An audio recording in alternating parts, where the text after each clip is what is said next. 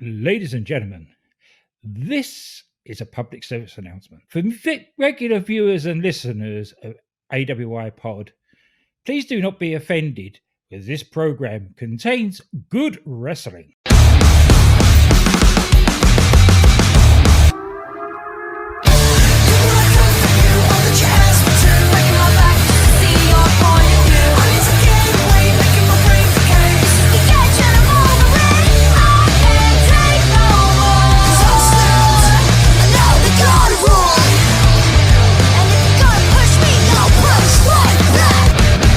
Ladies and gentlemen, and welcome back to the 7th episode of A Cup of UK Heritage. I am your host, Brent Miles, and as you know, Glenn is always here with me every week.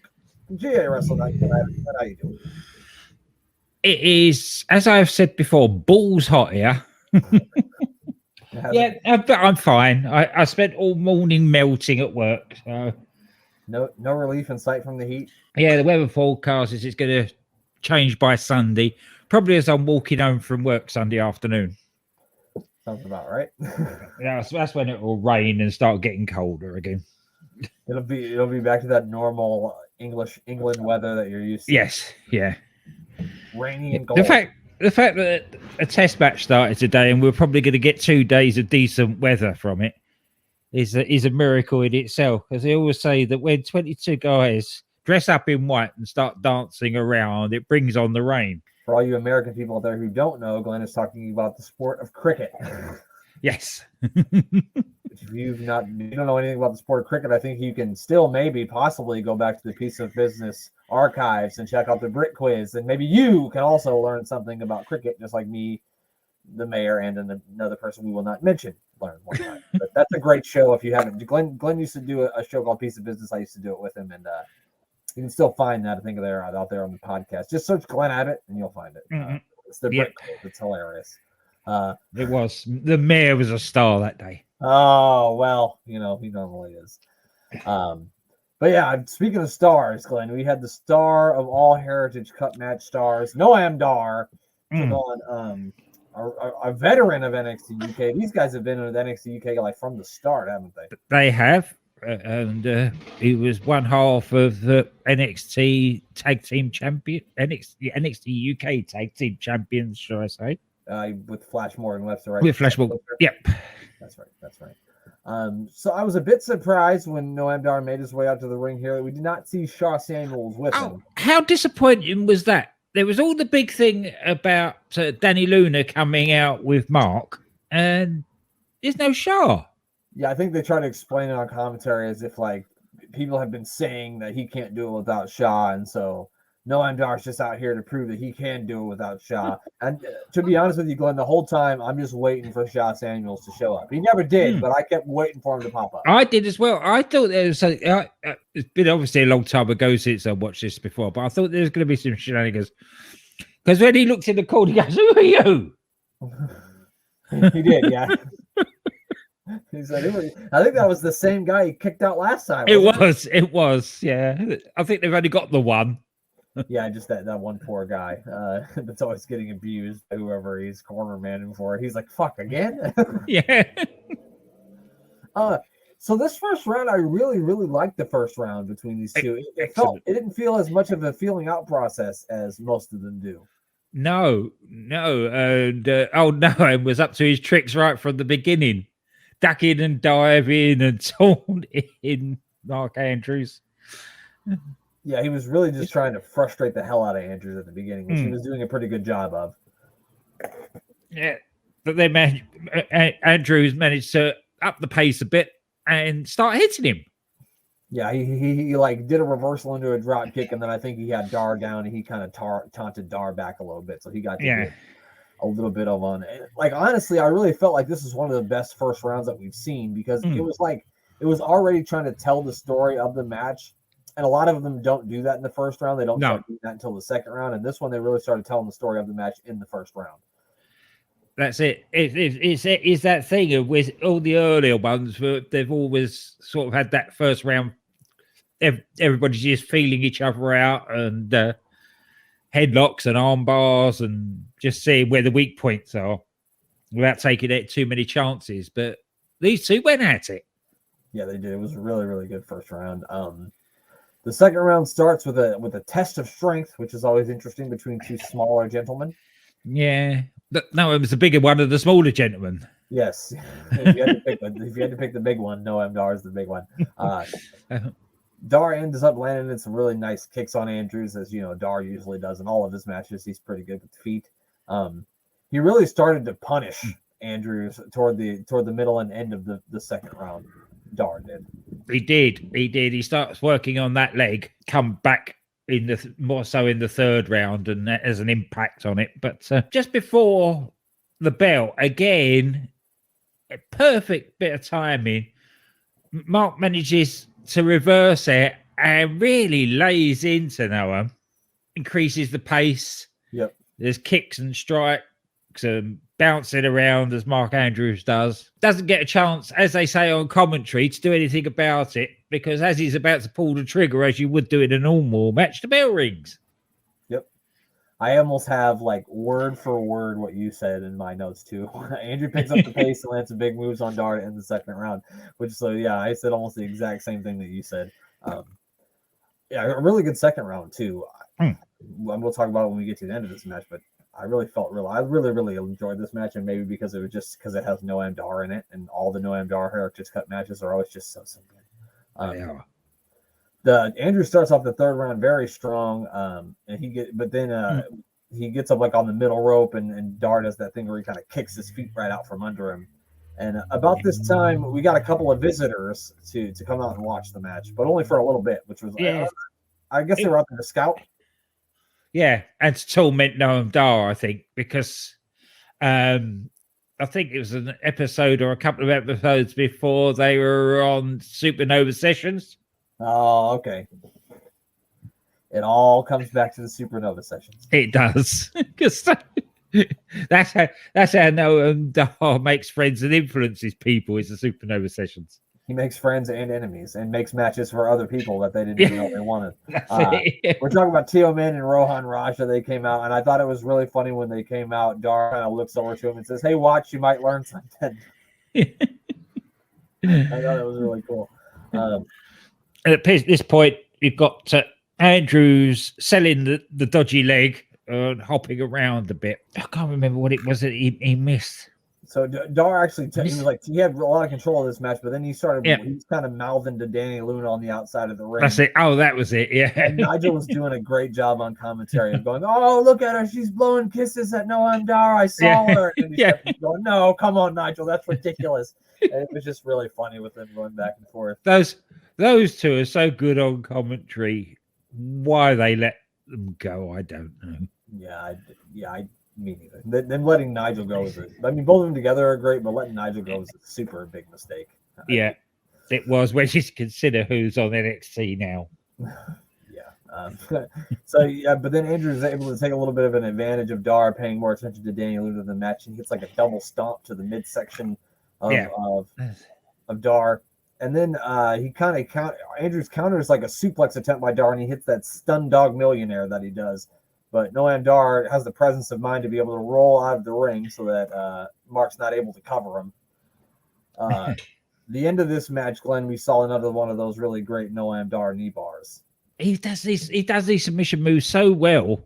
I don't know. It's just so technically perfect, and it was a reversal of a move that Mark Andrews set up, and he just reversed it. Suddenly he's in that leg lock and submitting.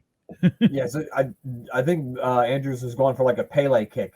That's it. When he tried to flip over to catch that Pele kick, Noam Dar just grabbed that arm, grabbed that leg right between his legs and just stretched him out and tapped him out. He does this in every match. I think the last one we watched against Tyler Bate, Tyler tried to do that clothesline thing that he does, and Dar caught him with the knee bar in that. And that's just why Noam Dar is just so great in all these matches, because his timing and his technical wrestling is just, superb. And you got to give it to Andrews too, because it takes two to be able to get that sort of timing down.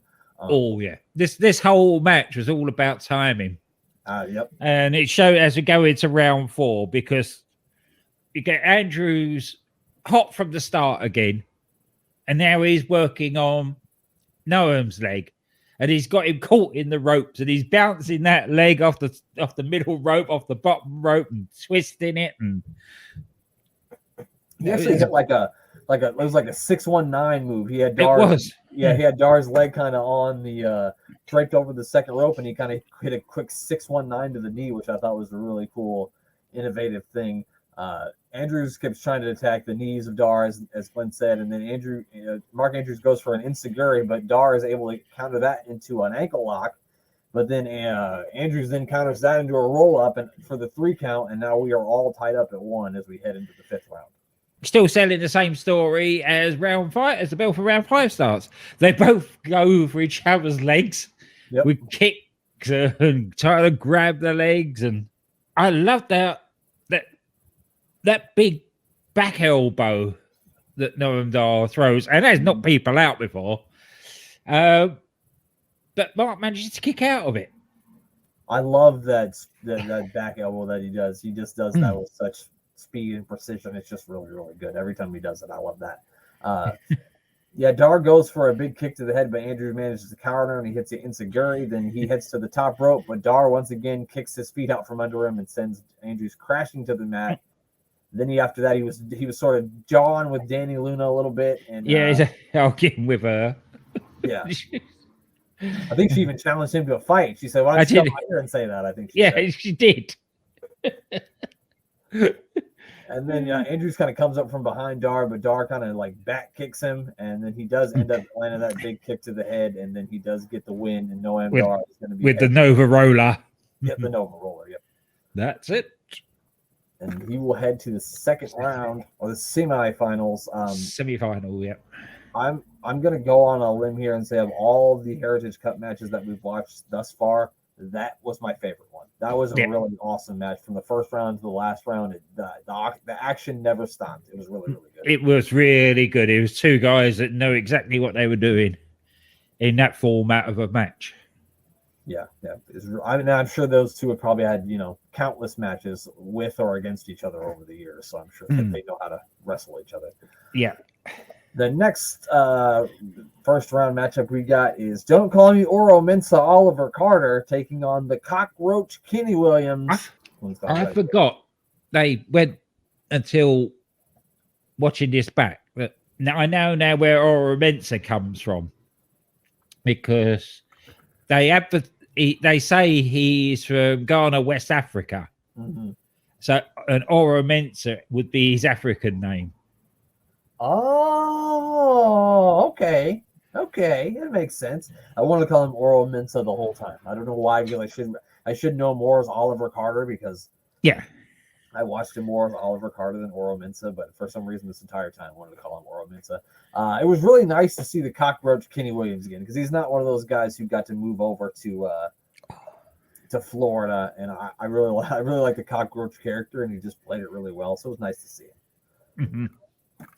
Yeah, he's hair pulling and doing all the tricks that needs to be done, even from round 1. Yeah, he's just a slimy, dirty, filthy cockroach, that Kenny Williams. He was really looking to slow Oliver Carter down at the beginning of the match. Oliver Carter's kind of a bounce around the ring guy, so he was trying to slow that pace down. I kept him in headlocks and up bars, but again, I think he was he was like pulling at Mensah's hair and messing with Mensah's hair. I think that was pissing Oro Mensah off, because Mensah started to get real fiery toward the end of the match. It did. Really, that was it from round 1. There was a lot of tormenting and carrying on, but not a lot of real. It wasn't like the last match we watched. Yeah, no, not at all. That was a very feeling out process first round. Absolutely. Then Kenny Williams, the roach that he is, kind of suckers Oliver Carter into thinking that they're going to start a test of strength, and Oliver Carter should know better than to trust a cockroach, but he doesn't. And so, of course, Kenny Williams just kicks him right in the gut. Yeah. Why is not that done more often? Yeah, if you're going to put your hands up like that, just kick him in the middle, midriff. It's like an old MMA fight I remember back in the day. John Jones was fighting Rashad Evans, and John Jones would literally put his hands up like this And Rashad Evans, I don't know why, but he would keep putting his hands up to grab him, and every time he would do it, John Jones would just elbow him in the face. And he just stopped doing it. I was like, why do you keep grabbing his hands, stupid? Stop doing that.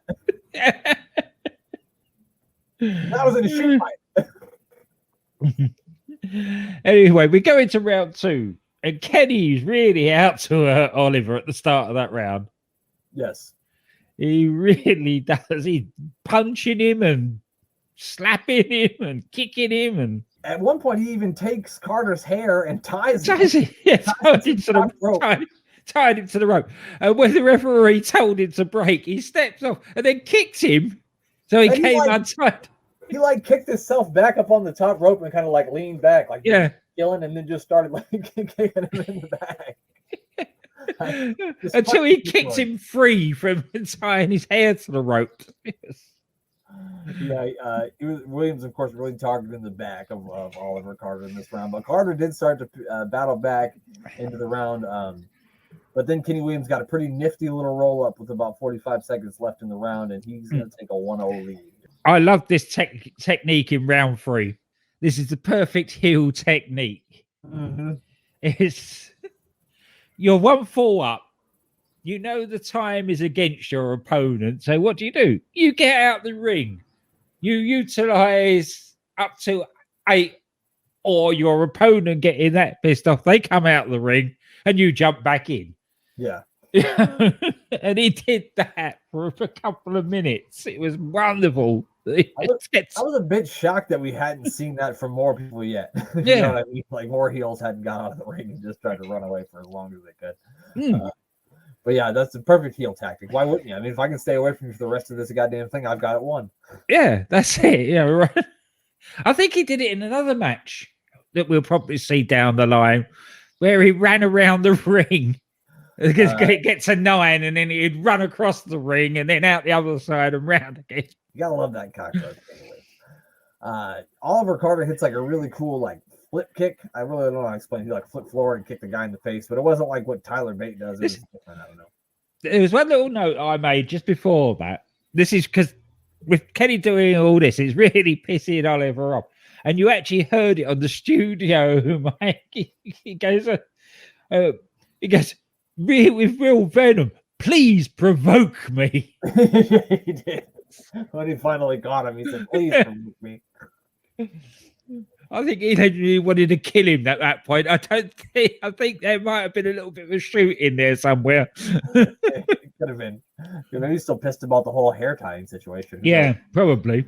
Yeah, then Oliver Carter got very aggressive then at this point, and he began to just, beat the crap out of Kenny Williams around the ring, which you would if you were down 1 fall. It makes the most sense. He ends up evening things up with about 90 seconds left when he hits a really stiff kick to the back of the neck of Kenny Williams, and now we are all tied up at 1, heading into the 4th round. Is it the 4th round? It's the 4th? Yeah, no, 3rd round.